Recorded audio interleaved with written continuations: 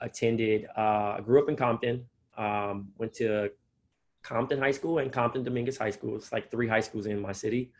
I got my degree in Foundations of Education at Waldorf College, which is now Waldorf University in Forest City, Iowa. It's an NAIA school. I played basketball there. And then also I pursued my career professionally for a little bit. And I became a school teacher. I've been a school teacher for about 6 years now. And I've been on the media side for 3 years now. And I started off social media, kind of just building my own brand and then kind of finding my voice that way. And it caught interest to some platforms, and I was fortunate to partner up and land something with The Athletic. Gerard, how about you? My name is Gerard Littlejohn. I am the director of the Steve Smith Foundation, so former Carolina Panther and Baltimore Ravens Steve Smith. So that's kind of on the day-to-day side, but similar to Trey, I am now venturing into the podcast world. I am co-host of the Cut to It podcast, which is not yet launched yet, but hoping that we will be able to in the next couple of weeks. We're working on a couple of things on that realm. But for me, I spent right out of college, I went to UNC Charlotte. I'm a North Carolina native from Lexington, North Carolina. Right out of college, I started working in the NBA for the then Charlotte Bobcats, now the Charlotte Hornets.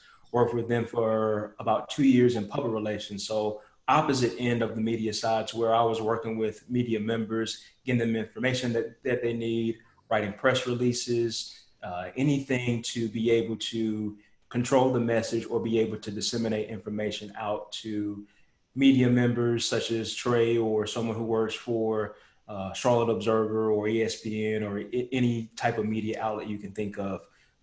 Went to, on the corporate side, went to Lowe's, Dick's Sporting Goods, and some marketing roles.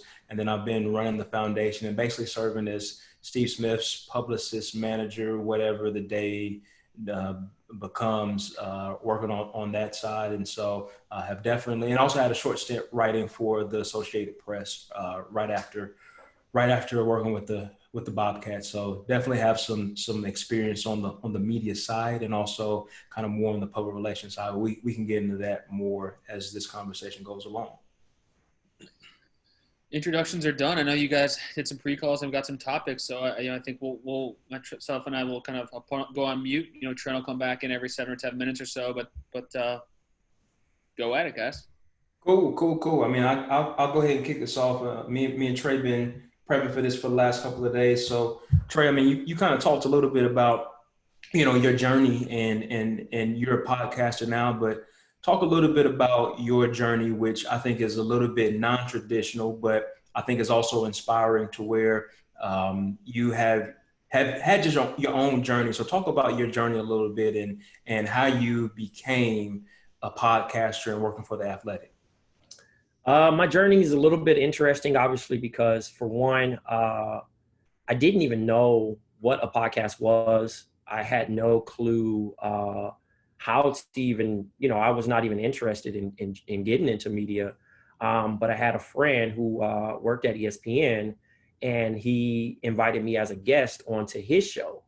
At that particular time, I had built relationships over the years with some friends that actually played in the NBA, but I never, considered any career out of the whole situation. I had been a teacher. I loved being a teacher, and I'm still a teacher to this day. But as I got on podcasting, and I think I was very good at social media, especially Twitter, being able to just engage. And then when I actually went on to the podcast to as a guest, they asked me to come back, and I kept making appearances, and then I became a part of the show. And this was actually under the ESPN hub, True Hoop. Mm-hmm. So being thrown into the fire immediately with the likes of Rachel Nichols and Brian Windhorst, and I had no media training. Most of those guys had got their degrees in business, in journalism. So that was but it wasn't intimidating because I was well-rounded with the sport and I kind of knew what I was talking about. And if not, I was going to work hard to obviously, be there and make sure that I held my own. Thinking about it now, I laugh at it because I just didn't never think that this, I kind of crept through the back door. There was no blueprint. And I think now, compared to, 10 years ago, you probably would have had to go to school for it and do all these other things. But now you have all these avenues just to kind of get your voice out there and exposure. And then also more media outlets are open to finding that new voice, that fresh voice that has a more on the field ground. You know what I mean? Like most journalists don't have sports backgrounds. They normally are strictly going to school for journalism and do it that way. But with my playing experience and my relationships, I have more of an in than most reporters. Yeah. What I'll ask you this too, and we already getting a ton of questions in, so jump in after this, Trent. But when you think about your journey, man, like what do you think? What do you think you leverage the most when it comes to your journey? Like I hear you say you had a non-traditional way, and for those who may be participating, we're basically saying that he didn't go to college and major in journalism and then maybe take a journalism internship. Out of your non-traditional way, what was the thing I guess you hang on to the most when it comes to your journey? Relationships. Again, why is that important? Trust more so, you know what I mean? Like being around professional athletes, you're going to, not everyone gets that opportunity for one. But then also, if you can build that trust, like, again, I didn't never think I would be working in media, but like it worked out in my favor because now everybody can just say, oh, I know Trey, like, he's not going to flip your words or turn you into the negative guy on the media side. I am here to protect the players. I mean, I was a player before. I sympathize with injuries. I sympathize with what happens before games, what happens after games, the training and the effort that's put in. And I think that those relationships that I was able to establish and I'm constantly creating is really helping me because it's just kind of an intro of like, hey, that guy is, not even like experience, but the more so thing is that you can trust that person and they'll get the inside scoops. Yeah. So if I actually was being paid for sources, I could probably lead the game and bump Woj. But I think that part's important, man. I don't want you to hit on that because, if you're in high school right now, or wherever you may be watching from, but I'll specifically for high school students, you may be like, how does this relate to me? The relationships you make now and who you will meet along the way, it pays dividends because you never know when you might have to cross paths with those people. You're simply saying the people that you play basketball, whether it was against or in your circles or whatever the case may be, the people that you met along the way, you made sure that you invest in those relationships. So whether that was, I'm sure, checking in or sending an email or just making sure that, for lack of a better words, that your face was good, right? That you just made sure that you stayed in front of those people and you followed up. You did what you said you were going to do. And that's what I think you can do right now, even when you're in high school, is just, if you say you're going to email someone at 2:00, email them at 2:00. If at 1:00, or if you know that something's going to come up, then of course emergencies happen, but making sure you do what you say you're going to do, because what you're talking about is the trust factor. And I know for me, I had to do the same thing when I worked on the team side in public relations. I have to make sure that I have the trust of the players, because if I don't follow through and if I say, hey, ESPN wants to interview you at 2:00, and then I forget, and then he's made time to do this interview at 2:00, and then I've coordinated this, and if I drop the ball, then I'm not gonna have his trust again, or am I gonna have the trust of the person from ESPN? So you have to make sure that you stay true to who you are and that you follow through. So building and cultivating relationships, it may not be something that you learn in a journalism school, but it's one of those essential, I guess, is one of those essential traits or skills that you build along the way, but that is essential within the sports industry. Trent, you got a question for us? Yeah, we've got a lot of questions, so it's definitely been hard to choose from. It's definitely been a lot more than any other session we've had so far. So kudos to you guys for just picking a great one. But I have one right here. It's saying, What could you tell an upcoming media executive to help with their long road in their journey? What can you tell an upcoming media executive? Or a, or Yeah, just, just, someone that wants to get into sports media, like what would be your biggest piece of advice to them now? And to Trent's point, we got a lot of great questions. Just like what's your biggest piece of advice for right now? I mean, Trey, like you live both sides. You're a teacher, so what do you tell your students? So from the student side, it's more so, for one, you can't halfway do it. You have to be all in. There's going to be sacrifices. But one thing, if you're, obviously I didn't have, the only representation I seen as a kid was Ahmad Rashad. And I always thought, like, how is he's Michael Jordan's main man? Michael Jordan was the best player on the planet, but he built that relationship and that trust. So as far as advice going into that, it's just more so being consistent. Like Gerard said, it's more so that you never know who you're going to meet. And, that person that you probably was joking around with will remember you for those good times that you've kind of established, you know what I mean? And those things kind of still carry on because people remember you for the good things. So in the media side is that if you constantly stay in contact with those people and constantly check in and build those type of relationships, I think it works out long term, because you never know who gets hired where or who mentions your name in those meetings.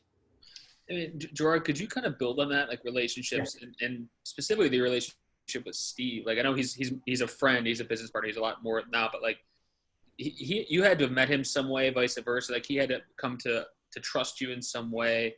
Just walk our students like through tactically how you went about doing that, or how you'd recommend young people can start to do that themselves. So I'd say where it started is, again, just going back to a relationship thing. I had met this guy who I consider a mentor, this guy named Jeff Hood, who kind of works in the community here in Charlotte. And I had met him maybe a year prior to when I had met Steve. And so it was one of those things that I have no idea why it was that I met Jeff, but it just so happens that Jeff ran a foundation that Steve was a part of called Athletes United for Youth. And it was Steve Smith, Dale Curry, and Jay Billis that were out here doing stuff in the Charlotte community.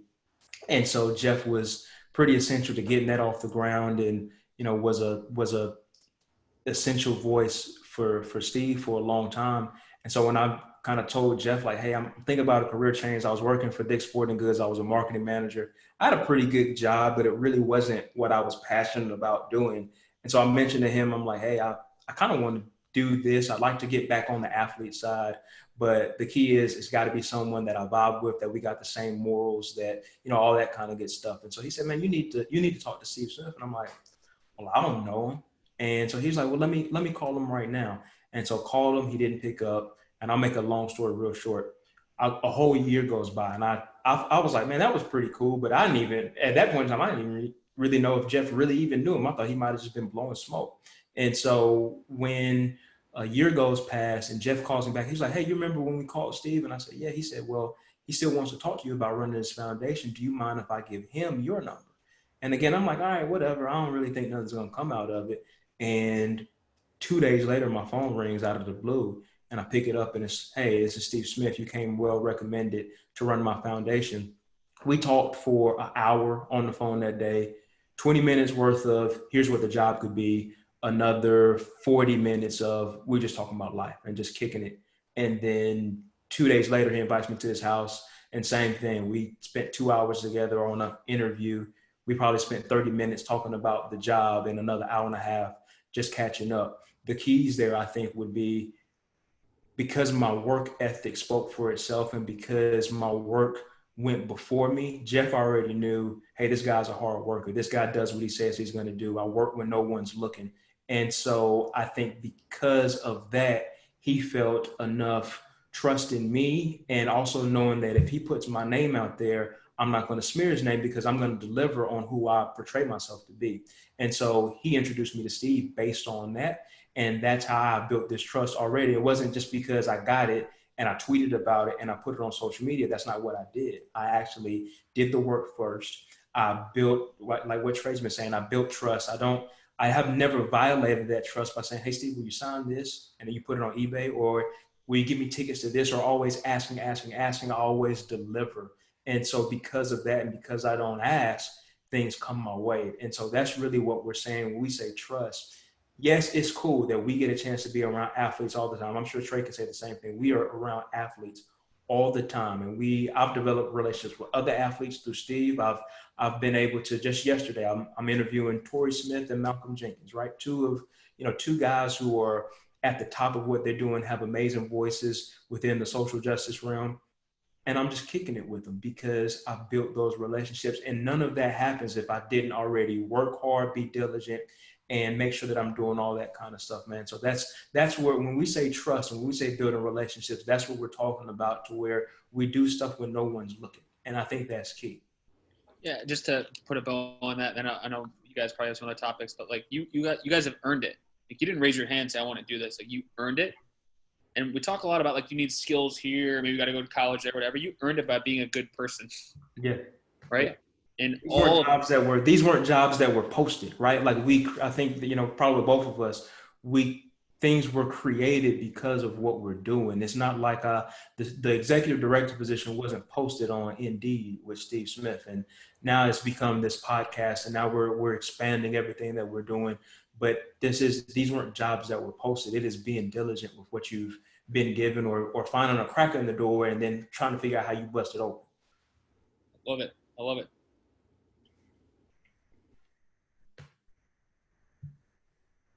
Gerard, you want to tackle another topic? You want Trent to go with some questions? I'll say, here's the thing I wanted to ask, man. Trey, what do you think? Because we have podcasts and we have all this stuff out, like, how have you seen the media's role in sports change? Because I can definitely add into stuff, but I want to ask you, like, how with the rise of podcasting, how has media changed when it comes to covering players and all that? As far as media changing, for one, obviously, you can see firsthand now with the COVID-19 situation, media has really been struggling, and more audio has been heightened. Mm-hmm. So now journalists are learning how to be podcasters, and they've really been struggling trying to find their voice, or they're not confident with talking about things versus the writing side. And that was one thing that teaching kind of helped in my situation, because I have to keep the attention of a full class. And, once you kind of lock that down, you can kind of give a speech to anybody. But the changing part on the media side now, especially covering the NBA, is now Zoom calls. Everything is technology driven. So that's the main thing. With podcasting, there's so many different podcasts, right? You get a million about the same topic. What's unique about yours? Why am I listening to yours? What do you have? It's not about the guests more so, because most people think, oh, I got to have a celebrity on. I got to do this. I got to do that. No, just be knowledgeable about the content, stay consistent, and then continue. Somebody's going to latch on. You know what I mean? And that was the thing. Before I even joined The Athletic, I started a podcast company with my friends. And that was the thing. I ended up selling my podcast company to The Athletic. So as well as it being bought, I also got hired. Yeah. So that was the thing, because I didn't go into this like, oh, I'm going to be rich, or I'm going to be making money off of this. It was just more so like, I like basketball. I like talking basketball with my friends. My friends are very good at it. I'm very good at it. And this is a way to be able to do this. And then when The Athletic got involved and said, hey, we're trying to get into podcasting, we want to buy the basketball part of your podcast. It was kind of a match made in heaven. And they didn't really take away the true stuff from the show. They continue to let us do what we do. Yeah. And I think that's what I was just kind of adding, is that now developing your own content is king. Whereas where I can compare it to, and I'm a little bit older, so I'm 35. So when I started working right out of college, this was 2006 when I did an internship. So media looked very different. It used to be, and to a degree it still is, but you had to pitch something to a media company. You pitched it to USA Today or to ESPN and hope that they cover it. Now the whole thing has shifted to where players have a voice. Players are the outlet now. Look at all the smoke. Look at Knuckleheads. Look at, what Barstool. Like, look at all these different outlets or podcasts to where now they have the voice, or these podcasts are putting out the content themselves, that now the media companies are coming to figure out, just like Athletic came to you, like, hey, we want to buy that because we need that content. So it has shifted. I remember when I was working, like I said, 10 years ago, 10 plus years ago, we wouldn't even give a credential, which is basically when you're saying, hey, we know that this media company is legit. We didn't give credentials to Bleacher Report, right? That's because when they first started out, it was blogs and it was kind of the wild, wild west. They would just let anyone just kind of write for them. And then it was just more of a blogging site. Well, from that standpoint, from our team and the NBA as a whole, didn't recognize Bleacher Report as a media outlet. Now they're one of the biggest media companies out there. So that's how in the last 10, 15 years, how much things have changed to where the media companies were the conduit, and they still are. ESPN has broadcast rights to NBA games and NFL games and baseball games. But when it comes to how news is delivered, now athletes, and which is now, I think, has even expanded to corporations, now they control their own message and put their own message out there. So it's interesting to just see how much things have changed. And I think someone had a question on here about technology constantly changing, and it's a huge part. How have we had to adapt? I mean, that's a big part you talk about, right? Even right now, because of COVID, we're having to be on Zoom calls. We're having to listen to more audio. The things that used to work don't always work, but you have to be willing to adapt and willing to change and willing to take on and make yourself versatile. And for me, I've always tried to do that myself. I've always tried to be versatile, add more skills, because the more skills you add, the less you become in a silo, or you become dispensable. So you want to make sure that you have skills to where people just don't, discard you. Trent, we want to take another question from our Q&A? Yeah, I've got one from Cole here. He says, what are some ways college students can earn trust with sports personnel in college?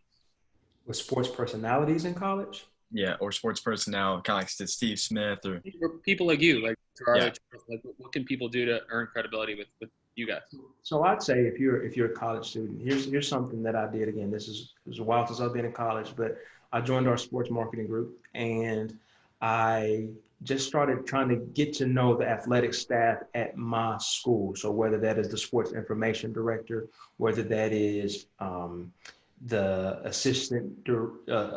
associate athletic directors, there's a lot of different people that you can just utilize that maybe at your college that you can just help. And why that's useful is if you go to a college that even if they just have like we didn't have football when I was at UNC Charlotte. So just having a basketball team, but just being around the sport and seeing how does the media cover college sport. So just figuring out, hey, is there a way that I could just volunteer and maybe just run stat sheets, which means I'm going to give a stat sheet to a media person, or I would say just figure out ways that you can just see how the business works and less about who I can just know or meet, because that I think is just trying to skip to the top. And what we're talking about is you got to start back here. So yeah, you can go out here, and I know it's very high touch, and there was no social media when I was in college. So it's very much now high touch to where you can tweet someone and hope they retweet you back. I'm talking about really, for me, I would suggest just learn how the business works. Understand how media covers a specific sport, whether it's the basketball team or the football team or whatever you can do to get an internship or to even just volunteer. If you can just be around it and learn how it operates, and then find some way to plug in and then go on from there, not necessarily going and shooting for the moon just yet to where it's like, all right, how can I meet Stephen A. Smith? Because that could be a one-shot deal. You can meet him and then that'll be it. And then now what you're going to do. So I would just say figure out how the business works and then start trying to figure out how you plug in. But Trey, I'm interested to hear what you say. I would suggest paying dues, respect the culture. More so, if there are other journalists like upperclassmen that may already have, establishment or are covering that beat for that specific sport, soak up like a sponge, ask many questions. Again, like you mentioned, we didn't have social media, so it's a little different. Don't be aggressive about it, but try to find a mentor that's nearby in your area. You know what I mean? Whether it's something that, just more so to just get in the door and build a rapport. Like, I think that's the main thing. And as far as covering college sports, whatever specific sports that you try to latch on, don't be too picky, whether it's water polo or, softball or whatever, try to be able to cover that beat and then also put out quality work. The thing is that, obviously I mentioned about podcasting is that it costs nothing to make this. Everybody has a laptop. You can go find a different site to just talk over your laptop and you can get something out. You know what I mean? If you have consistent coverage of that sport and you're giving the best, feedback on that, then who knows where your content can grow. You know what I mean? You don't have to pay for these schools and say, I'm going to such and such journalism school and that's going to land me a job, because you can kind of creep in. I always compare the podcasting side to the music industry. Most everybody wants a record deal, or in comparing it to like, hey, I want to work for ESPN. But then when you get to ESPN, it's not really, you thought this was your dream job. And ideally, you're looking at the scenario of, hey, this is not what I really wanted, or it's kind of a shift. You might not agree with your editor. You know what I mean? Like, and they're switching things up. So as long as you have control of that scenario and you can control your path, stay focused. Like, again, when I came in and I got my first couple credentials the first 2 years, journalists were looking at me like, who is this dude? Mm-hmm. I've never seen him in my life. I've never read on any of his work. And my thing was that to earn their trust. Again, trust is the theme of this thing, of this talk. It's more so coming in and saying like, look, I'm not here to step on toes. I'm here to listen. My first couple of times when I had to hit the pressers, I didn't ask a single question. I just wanted to see how the etiquette went, how that they looking around. Oh, they got a notepad there. Oh, they got a recorder there. Okay, and just soaking it all up. And then by the time game 5 came, I'm like, okay, I'm going to ask my question. Yeah. Okay, that was a good question. But the thing is, they also didn't know who I was. And I think I had a little more cheat code because I actually know players. But I pretended that I don't know players. So sometimes they're like, because the thing is working in sports, sometimes players shut you out if you wrote something bad about them. Yep. They have feelings. So the thing is like, oh, I read that you said I couldn't lead a team. I'm not going to talk to you for the rest of the year. Versus my situation, I go a little bit more positive and I respect, from the first man to the 15th man, I can go in and kind of find something that they're interested in. Like, for example, I'm here in Phoenix, Arizona, and I cover the Suns. I know Devin Booker likes wine. I know Devin Booker likes shoes. So I'm like, hey, did you get the new dunks? And he loosens up a little bit, and that's my end. And then as we're having that conversation, I can go boom and shoot my shot with the question or whatever. But it's getting those players to loosen up. And the same thing with college. If you say, hey, I've been watching you, you've been doing this, you're on pace to break this record, or you're playing really well and this and that, stroke their ego a little bit, and then they'll get in. Yeah. I mean, and you hit on something I think is key too, that we would be remiss if we don't talk about this, but you said finding a mentor. And it just goes back to 2 things, paying your dues and then just learning how things work. For anyone on this, like, don't rush to just wanting to get my name out or wanting to do anything that just looks the part. What we're saying is go all the way to step 1 and figure out how these things work. So if you can find a mentor, to what Trey said, whether it is someone who, works for the Charlotte Observer or the Phoenix paper or whatever the case may be, or even if it's just someone who is, more localized, to your point, maybe they just covering the hockey team. I don't know, but just understanding how the business works, because once you understand how the business works, and to your point, you understand the etiquette and how to ask questions and what to leverage. How do I want to write this news? How do I want to ask this question? Those are the things that are going to give you the consistency, instead of just saying, well, I got that retweeted or I got that person's attention. Because what I want to set you up for consistency. I don't want to set you up for a one-time fizzle. So I think it's key if you can find a mentor that can just help show you the ropes, or you can just, like you said, just sit down with and soak up information. I've been blessed where I can reel off 3 or 4 mentors that I have right now. And I've got mentors that are specific to one vertical. I've got a mentor that's specific to, maybe something else. I've got mentors all over, and also make sure I have mentors that don't just look like me, right? That maybe, I've got people who've been in the corporate world, whatever the case may be, just making sure you have mentors who can invest in you, who can give you constructive feedback to when you maybe do something wrong, and they can say, hey, think about it this way, or why don't you ask that question a different way? I'm sure you've had that before, like reform your question. I just had that done yesterday. I formulated a question. I said, my question to you is, Well, don't say that. Just say your question. So even today at 35, I'm still learning. I'm still trying to improve. So I try to make sure that I have people that are in my life and that surround me who are saying, hey, think about doing it this way, or make sure you don't say you know all the time. Or so it's just little things like that that you want to make sure that you get people around you that can continually invest in you. Can I ask a question? I want to recognize Tyra in her Q&A has asked like 15 great questions. So I want to make sure Tyra gets one. I saw one I was about to grab. She asked some good ones, and there's a couple of ways you could take it. The one that I was lining up on, Gerard, was do you believe your experience playing on a team, so you're both of you had experiences playing sports, helps you in your current job, and if so, how?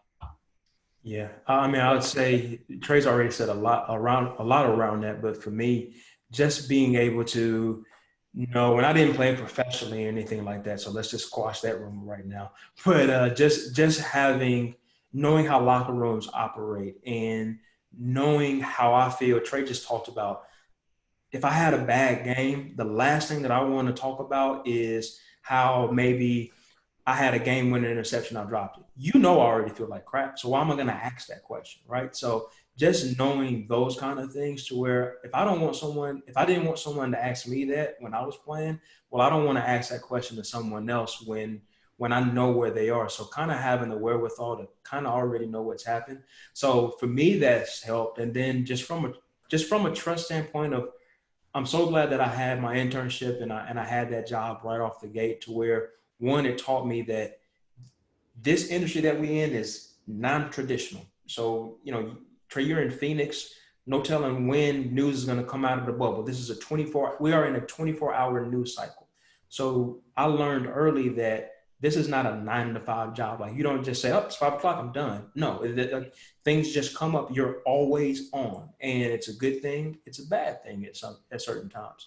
So I'm glad that I got that experience right off the gate, to where I've always, even when I worked in corporate America, I was just ingrained that I'm just used to always doing something. I'm used to having non-traditional hours. Now I'm back and starting my own personal work, kind of being on the quote unquote media side, podcast side, and that news is always coming out. There's always something there.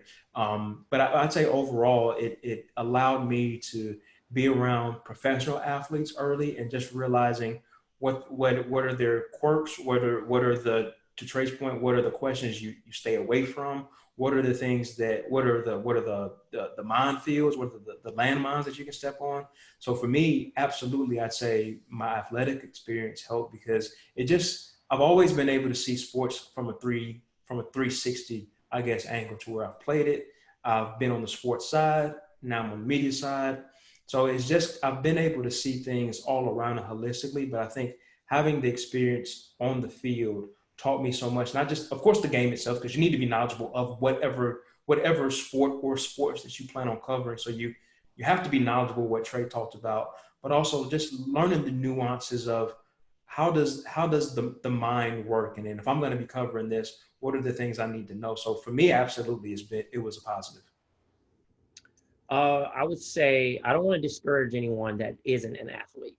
So my whole thing would say, yeah, it works in your favor, but if you're not an athlete and you don't plan on playing any sports, physical stature sometimes just doesn't work in your favor. So I would say in the scenario is learn the game, be a junkie to the game, understand why that sideline OB was called, why that baseline OB was called, why that screen was called. You know what I mean? Like, so when I have to talk to a player like Carmelo Anthony, who's very, seasoned and been around, and I say, oh, well, Carmelo, you're playing great with Portland, and you end up doing this. And I remember in the third quarter, you made a defensive stop, and most people say that you don't play defense. And it was one situation where you adjusted and you were able to strip the ball.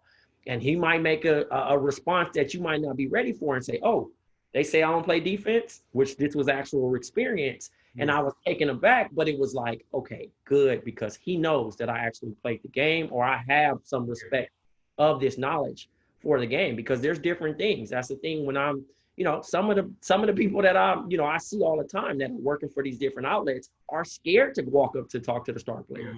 I seen Devin Booker. I'm like, y'all lost that game because you didn't take that shot. Nobody gonna tell him that. I just believe that, hey, I've been watching the game that closely to it. You up fake, you lost the time on that. Yeah. If you would have just took your shot, then you get it. Not saying that obviously they're going to listen or they're going to hear you out, but they respect you because they say that you are a student of the game. Mm-hmm. And I think that's key, whether it's football, whether it's hockey, whatever it is, because I don't know every sport. But again, when you invest that time, you know what I mean? Like, it's pretty much going to benefit you in your situation, because now you can go back and look at certain things and understand why it happens. Most people get upset or say nasty things to Skip Bayless or Stephen A. Smith. They earn that right. They covered so many beats for 25 plus years that they can pick and poke at whoever NBA player or NFL player they want, because they started small and they've earned their way to earn that voice. And they paid their dues. I mean, I'm glad you brought up Stephen A. Smith. Stephen A. Smith was covering, I believe, Friday night football for Parkland High School in Winston-Salem while he was attending Winston-Salem State. He was covering, is that where you want to start, right? So here we're talking about Stephen A. Smith, who has a multi-million-dollar contract with ESPN. He started covering Friday night football, right? And I think there was some other stuff too. I think I may be screwing that up, but what I'm trying to say is he was working for the local paper, probably not making anything. Like, when I say anything, like, he was making nothing. So he was starting, and just to get content, but that part hasn't changed. To get content out, to get his, not just his name, but his workout, he was covering Friday night sports, Friday night football for the local paper. So that's what we're trying to say is, don't just worry about the end result of getting the blue check by your name, what platform you're on. We're talking about how do you work to get the content, to get you noticed, to get you staying in the game. So, but you also brought up a great point too. It's definitely not, you have to be an athlete to be a writer or be a media person. That's not it at all. I mean, look at so many of the play-by-play guys. Mike Tirico. I think I've heard him say he didn't play sports, or any of these other guys. You don't have to play sports, but you have to put the work in. Like, that part we can't get around. You have to put the work in, whether you're going to go the extra mile to find a sport to write about, or finding your own outlet. Or there are times where you can start your own outlet, right? Or you can start your own blog or your own podcast. But it's going to be that because you put the work in, it's not just going to be you recorded it and you posted it and the job's done. That's not it. I'll take one of these questions real quick. Let's see. Trey, I'll ask you this. Have there ever, you kind of spoke on this maybe, are there ever times where you have to ask questions that may invoke negative emotions in the player to get good coverage? Yeah. I mean, because, for example, and this was probably one of the toughest parts of my career, was when Kobe Bryant passed, right? And certain players have relationships with this person, right? And although their own emotions, it's kind of hard to ask and say, hey, this happened and, it was unfortunate, but you guys were really close. How do you feel right now? And you're like, myself, but that you might be feeling pressure from your outlet that wants you to ask these questions, that you might feel like, I wouldn't ask somebody like, hey, their dog just died and, how are you feeling right now? Do you really want to come to school? You know what I mean? So, or anything that's going on. And as far as how inspiring Kobe was for a lot of players in the league, that question loomed for 10 days. And it was such a dark moment for the league that, I knew the reaction was going to be kind of like, are you serious? You're really asking me this right now? But they don't want to get fined, so they have to answer the question. They might give me a lazy answer, or they might give me a good one. So in order to, be sympathetic and understand, try to not spend too much time on it and just, kind of ease your way, but be respectful of people's feelings too.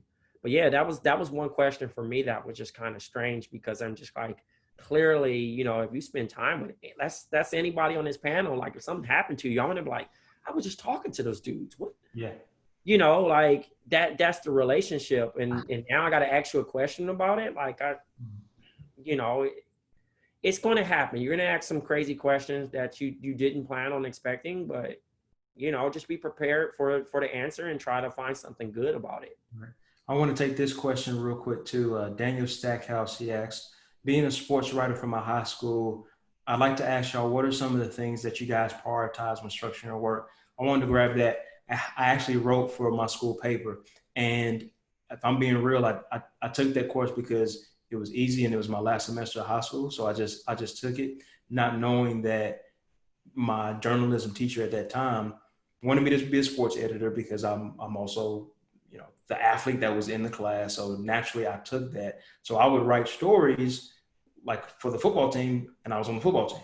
So it was low hanging fruit because I was there and it was easy for me to just write about that team. But there were times, if I'm being transparent, there were times I just sent it in because I felt like, number one, I went to a very small high school. So if you were an athlete, sometimes you kind of got pushed. You guys know how it is. You kind of get pushed, right? I didn't always turn everything in when I was supposed to. So for me, I remember sometimes I would just send it in. And I remember my journalism teacher telling me, you're very talented. I want you to stop doing what you're doing. You're a great writer. You're a great communicator.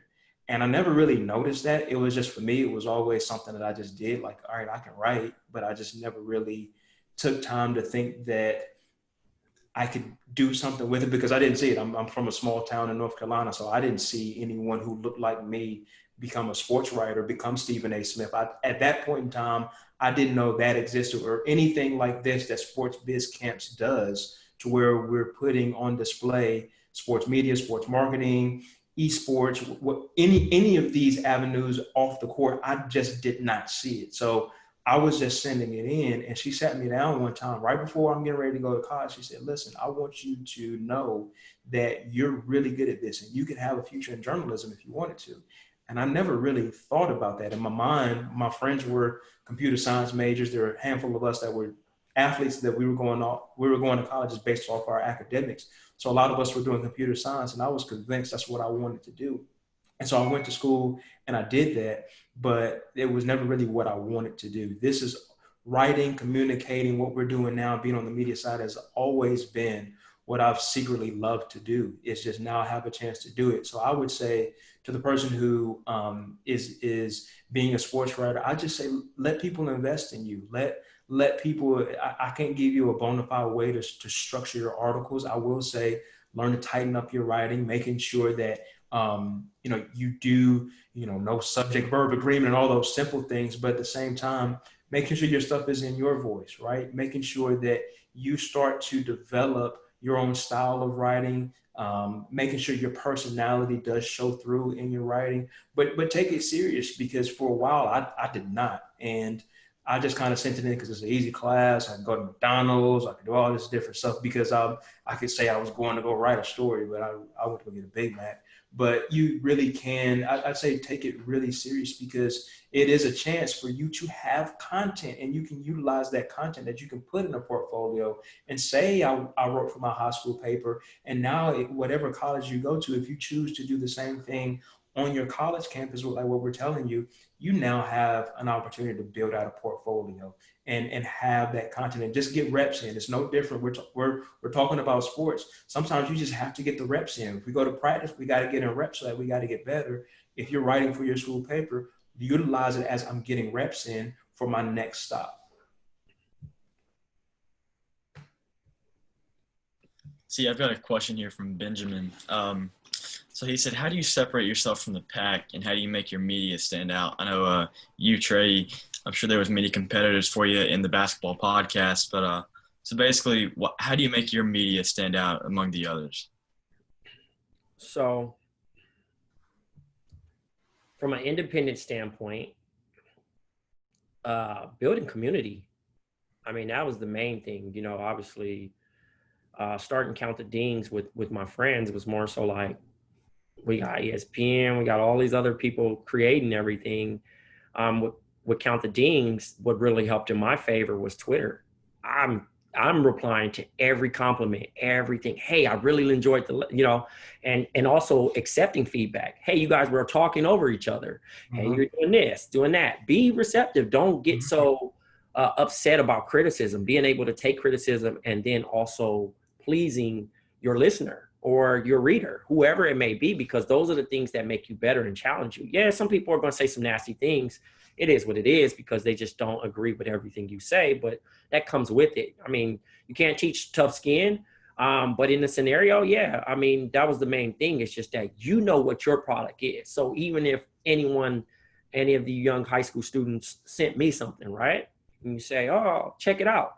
I'm going to check it out. But then at the end of the day, I'm not going to offer you a job or, give you an immediate experience. It's more so you still have to pay your dues in the scenario of like, look, I'm going to give you this feedback, but keep working. Just because somebody isn't listening right now don't mean that they're not going to listen later. Or just because your subscribers are reading this stuff right now don't mean that they're not going to be a fan of yours later. It's all paid. When I started podcasting, I did it for 2 years without getting paid. Are you committed to doing that? Yep. That's the thing. You might have to take the job that you don't want to take, whether it's working at a fast food restaurant or, doing all this other thing. But you also, what your main goal is committing to that. Like, I didn't hate my regular job, which was teaching, but the leaps and bounds I would go through, like on my lunch break, podcasting. You know what I mean? Telling somebody, hey, I got to take this call really quick. Podcasting. Going over and beyond to make this happen. The sacrifices. How bad do you want this? Yep. You know what I mean? Like, and that's the main thing that makes, like, again, I don't think that I'm a success story because I'm still building my story. But my thing is that I try to sympathize, but we get 24 hours in a day, And that's the thing. If you can apply yourself and you really want this, you're going to apply it. You're going to do it. And that's the thing. Like, I teach a full day. Then I'm going to the games, interviewing the coaches, interviewing the players. I might get home to midnight. And I started my day at 7 a.m. teaching class, And in between that, throughout the schedule, if I have a gap, then I'm podcasting, I'm editing, I'm doing all this other things. And it's there. It's there. It's how bad you want it. That's the thing. You're not going to get anything handed to you. If you happen to know somebody that can give you a cosign, great. But don't think that it's sweet. Huh? You said what? You still got to work for it, even if you still got to work for it because, again, when you get your big break, there's somebody right there waiting. Somebody on this panel, somebody on this panel in this chat's going to knock me off my game one of these days. And and I want you to tell me like, hey, I sat in on the Zoom call and I did this stuff and I was inspired. And I'm here, and you need to respect me. Yeah, it is what it is. It's constantly going to be, new voices and new talent coming in every day, ready for your spot, hungry. And I want to add on top of what you're saying. I mean, it's maybe not exactly the question, but how bad do you want it? I live by that. My internship when I was with the Bobcats in NBA was unpaid. I had my internship. I had my work-study job on campus because I had financial aid. I was a Pell Grant kid. My mom was a single mom. So I didn't get a scholarship. I had to figure out how to work to make ends meet. So I had my internship, and my work-study job, and I had a part-time job at the hotel that she was working at. So I had a part-time job at a hotel, I had a work-study job, and I had my internship. I would sometimes have to leave my regular job early to go to my internship, leave my internship early to go to my regular job because I still needed that money. And so I would have all these things. And so I remember towards the end of my internship, I remember going to my boss at the time, who was one of my mentors, this guy named BJ Evans, who is now the vice president of PR for the Cleveland Cavaliers. And so he was my manager for the Bobcats. He was PR manager. And I remember going to him and like, man, I've had to stay late. I've had to come in early. I've had to do all this stuff. There would be other kids that were other interns that were from Carolina. One guy was from Auburn. His dad, they were loaded. His family was in the oil money. And so his family paid for him to have an apartment. They did a year lease for him to just be in an apartment for 3 months, however long the summer internship was. So he paid for that. He would be there all day, every day. And here I am. Sometimes I got to leave early. Sometimes I got to come in late, do whatever the case may be. I go to BJ and I'm like, hey, I don't know, man. I just kind of feel like I kind of left some stuff on the table. And we would have lunch all the time and he would invest in me. And I would work my butt off when I was there though. And so I said, hey, I don't know if that I delivered the way I really wanted to deliver. But I've already talked to my advisor. can I do an internship again in the fall when Bobcat season starts back up? Because mine was during the summer, so it wasn't while games were being played. And he was like, why would I give you an internship when I can just hire you part-time? And I'm like, that ain't really what I was asking for, but yeah. So I get hired to be the PR assistant while my senior year in college.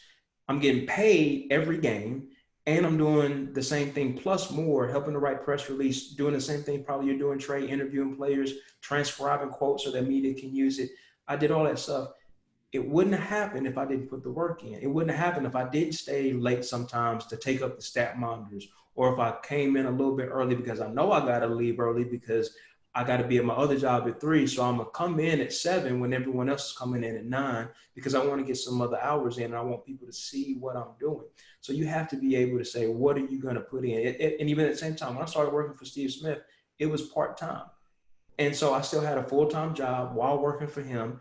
And so there was a lot of times when people be like, man, why are you doing all this? You're going to run yourself to the ground. And you do have to prioritize yourself, but it's also, how bad do you want this? And so it's not just going to be given to you, and you're not just going to wake up out of the blue and be verified. You're not going to wake up out of the blue and have 50,000 subscribers on YouTube. You got to work for it. So I just wanted to add color to that, to where this is hard work, and it's also diligent work, and you have to be consistent. And that's what I think that's what we're trying to instill, is that you have to be consistent over a course of time. Want to do one more question, guys, and then we'll kind of do some closing remarks. Trent, you want to grab one from the Q&A? Bring us home. Yeah, I got one from Kieran here. She asked Travonne, any advice for building an audience on a social media platform?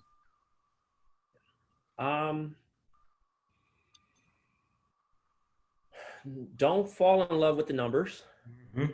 Social media is very easy to grow. Some people will be like, oh, I'm only at this. Follow the accounts that are what you're interested in, take notes, and then stay consistent as much as possible. Stay consistent. That's the thing. Like, again, I've watched this NBA Bumble Life. They're killing it right now, Mm-hmm. right? Nearly 100,000 followers and barely active in 7 days. I mean, I think it's like 9 days. It's barely been a week, yeah. But the thing is, it's giving the people what they want. You know what I mean? And as far as a media outlet, if you're focusing on whether it's WNBA, whatever sport, whatever you're tapped into, be on it. Be on it.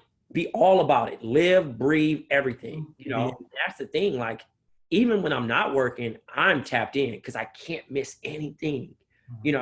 I'm a little under 20,000 followers, but the thing is, I think and I will share this nugget with you guys, is that with more followers, it's detrimental too. So you have to watch what you say, because everybody might not agree. So those things is, if you're only on there to talk about sports, only talk about sports. You know what I mean? Like, obviously I've been very active with the social injustice stuff, and people respect me for being a good person. And I just don't have a one-sided view. I have an overall well-rounded view on things. I don't get too much nasty things said, but you can kind of mess it up off your strong opinions if people don't agree. So if you're strictly covering sports, cover sports, and then separate it and get a personal account if you have to express some other things. Or if that's not really your thing. Like, I think we had a little bit of conversation before this. Like, if that's not your thing, if I don't look to you to that, then don't be that. So you have equity because you're a teacher. You see a lot of that stuff. So it's respected that you do it. But if you're all of a sudden, to your point, if you are a basketball junkie or you're a WNBA junkie, and then all of a sudden you start giving me hot takes. So if someone asked about hot takes, you give me a hot take on something that I haven't seen you talking about. Well, it does spin me for a loop. So just be all in on that, unless you have the equity around something else. And of course, we all have voices, and we all have certain things to do. But if you have a certain outlet that you want to build it up. And if you do have the personal opinions, maybe put that over here, unless you're someone who's been consistently giving me that over a course of time. All right, so you guys are in the sports media world, so you know all about quotes. So we're going to close it out with a piece of advice, but I want to be able to quote this. Trent's going to take this, throw it in a graphic, throw it up on social, and we're going to teach the world through this quote. So what is one quote or piece of advice you guys would want to give in kind of a quotable format? Trey, we'll start with you. So I shared with Gerard a few days ago, my quote would be, there's no blueprint for my career. I didn't know who to talk to. It's not like you can just hit up a person at the top. So you kind of have to find your way and use the people around you. And that's been my experience with the industry. So trust and build relationships. And for me, I say I stole this from someone years ago, and I heard it. It's always stuck in my mind. But it's bloom where you plant it. And so bloom where you plant it, basically, because no matter where you end up, make the most out of it. What we've been talking about is whether you try to get into this media game, or whether you end up being on a corporate America side, or whatever it is, wherever you end up, just make the most out of it. Make it so fruitful to where, if you have a plant, that plant is working or doing what it needs to do when it has fruit, when it bears fruit, when it blooms. So wherever you're going to be planted, make sure that you bloom. That means wherever you're going to be stuck, wherever job you have, if you're in hospital right now, will bloom. Do everything you need to do. Make straight A's. Be on the honor roll. Be active, whatever social club that you're in. If it's DECA or whatever you guys have now, I have no idea. I'm open. So whatever it is, like, be successful in that. When you go to college, be successful. Aim for this. Get an internship. Wherever you are planted, bloom. So mine is just bloom where you planted. Make the most out of wherever you are. Guys, this was absolutely awesome. I just love both of your stories. I mean, you guys are really totally self-made. Like, you had all these different experiences. Like, I think Trey, you talked about your experience. If you weren't a teacher, you probably aren't a podcaster, right? Like, that was what you brought. Yeah. And your experience as a basketball player made you a good teacher, and being a good teacher helps you bring it full circle. And Gerard, like, you just hustled, man. You've done all these different things. You've built relationships all the way around. And now you're like this jack of all trades, right? Like, you're the Swiss Army knife that's kind of involved and all built around kind of your brand and helping people and supporting people and giving back. So I guess just really thankful for you guys to be here. I think this was an amazing session. That's by far the most questions that I've gotten in any of the 6 sessions that I've been in. And I just appreciate how honest and authentic you guys were. I mean, for the audience, like, you're not, I know we're talking about sports media, so people write about talent, but it's not about talent, at least not in the sports media game, right? Like, it's about practice and reps and testing and trying and having confidence. And I just feel like both the way you guys did it, how you both earned it, I think is just such a great lesson for our students. And you guys are amazing role models. So thank you so much for sharing. Appreciate you, man. Yeah, if you don't mind if I chip in real quick, after hearing you guys kind of started from the bottom and everything. So it was cool to hear you guys are the true definition of grit and starting from the bottom and making your way to the top. So kudos to you guys, and I definitely learned a lot. Appreciate it. Thank you for having me. Thank you very much. For the campers, before we go, there's a LinkedIn session. So actually, Trey and Gerard, we're helping them create LinkedIn profiles. So I'm going to share that link to register, guys. Please stick around for the 3 o'clock, and then 4 o'clock. I'm sure you guys appreciate this too. We've got a panel about managing your money. Get kind of financial tips for young people. We got some former NFL players. We got a professional soccer player on there. So make sure you guys tune into that as well. But thanks again, Travonne, Gerard. Really, really appreciate it, guys. Thank you so much. So much. Good job, Trent. Thank you, guys.